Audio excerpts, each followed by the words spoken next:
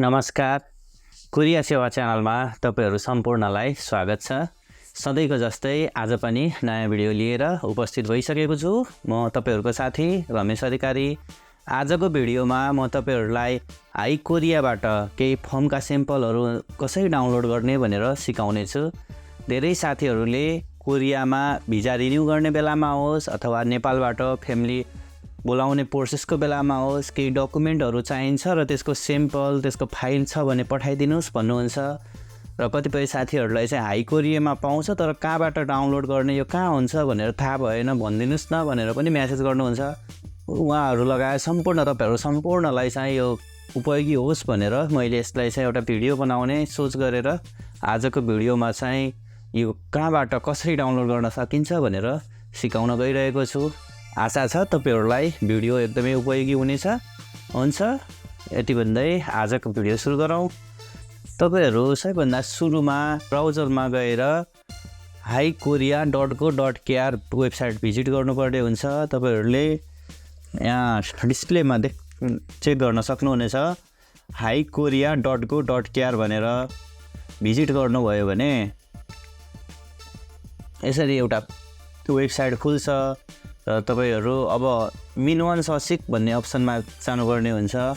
तपाईहरुले यहाँ हेर्नुभयो भने मिन1 ससिक भनेर यहाँ छ। मिन1 ससिक अप्सनलाई क्लिक गर्नुपर्ने हुन्छ। म यसमा क्लिक गर्दैछु।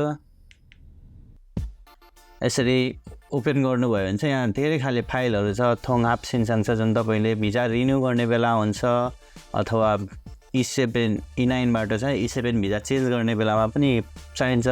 सिन1 फोजुङ छ तपाईले भिजा रिन्यू गर्ने बेलामा E7 भिजा रिन्यू गर्ने बेलामा अथवा नयाँ बनाउने बेलामा त्यसैगरी तपाईले नेपालबाट फ्यामिली बोलाउने बेलामा पनि सिन1 फोजुङ छ चाहिन्छ। यहाँ फर्मेट छ सबै तपाईले आवश्यक पर्ने। यसलाई हेर्नुभयो भने तलसम्म छ धेरै छ। यसमा तपाईले चाहिँ चेक गर्न सक्नुहुनेछ र आफुलाई आवश्यक पर्ने फर्मेट चाहिँ यहाँबाट फाइल डाउनलोड गरेर यसैलाई चाहिँ तपाईले तयारी गरेर सबमिट गर्न सक्नुहुनेछ र आशा छ तपाईहरुलाई यो एकदमै उपयोगी हुनेछ। जस्तो म तपाईहरुलाई एउटा सिन1 फोजुङसको फर्म डाउनलोड गर्ने बारे यहाँ तपाईले हेर्नुभयो भने तीनटा फाइल देखाउँछ है। यहाँ पछाडी हेर्नुभयो भने तीनटा फाइल छ। एउटा चाहिँ हानकोम अफिसमा खुल्ने हो, एउटा चाहिँ पीडीएफ फाइल हो र एउटा चाहिँ माइक्रोसफ्ट अफिसमा। तीन खाले फाइल फर्मेट छ। तपाईहरुले आफुलाई कुन सजिलो हुन्छ त्यो अनुसारले चाहिँ डाउनलोड गर्नु होला। सबैमा खुल्ने भनेको एकदम सजिलो भनेको चाहिँ पीडीएफ हो। तपाईहरुले पीडीएफ डाउनलोड गरेर प्रिन्ट गर्न पनि सक्नुहुन्छ अथवा माइक्रोसफ्ट वर्ड डाउनलोड गरेर त्यसैमा तपाईले चाहिँ कम्प्युटरबाट आफुले टाइप गरेर त्यसलाई चाहिँ त्यसपछि प्रिन्ट गर्न पनि सक्नुहुन्छ। त्यसै तपाईहरुले आफ्नो सजिलोको लागि कसरी सजिलो हुन्छ चेक गर्नुभयो भने हुन्छ। यसरी तल धेरै छ। तपाईहरुलाई के आवश्यक पर्छ तपाईले आवश्यक परेको कुराहरु चाहिँ यहाँबाट फर्महरु डाउनलोड गरेर चेक गर्न सक्नुहुन्छ। म तपाईलाई एउटा फर्म चाहिँ डाउनलोड गरेर देखाउँछु है। र जस्तो मैले यहाँ पीडीएफ मा क्लिक गरे भने पीडीएफ फाइल डाउनलोड हुन्छ। स्टार्ट डाउनलोड गरे मैले। यसरी भइसकेपछि डाउनलोड भइसकेको छ। ओपन फोल्डर गरे भने सिन1 फोजुङ छ यसरी डाउनलोड भइसकेको छ। यसलाई ओपन गरेर हेर्छु। हजुर देख्न सक्नुहुन्छ तपाईले यो चाहिँ कोरियन भर्सनमा भयो। यसै नै तपाईहरुले आफुलाई आवश्यक पर्ने फाइलहरु सबै चाहिँ तपाईले HiKoreaमा गएर चेक गर्न सक्नुहुनेछ। र केही गरी HiKoreaमा भेट्नु भएन तपाईलाई आवश्यक परेको छ भने गुगल जस्तै कोरियाको पनि एउटा सर्च इन्जिन छ।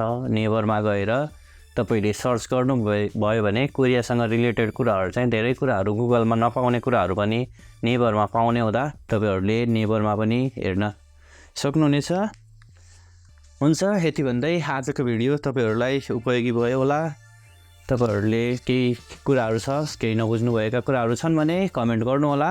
आगामी भिडियोमा पुनः नयाँ टपिक लिएर नयाँ विषयवस्तुमा भेट हुने नै छौं। आजको भिडियोबाट बिदा हुन चाहन्छु। तपाईहरुको दिन शुभ रहोस्। Bye bye.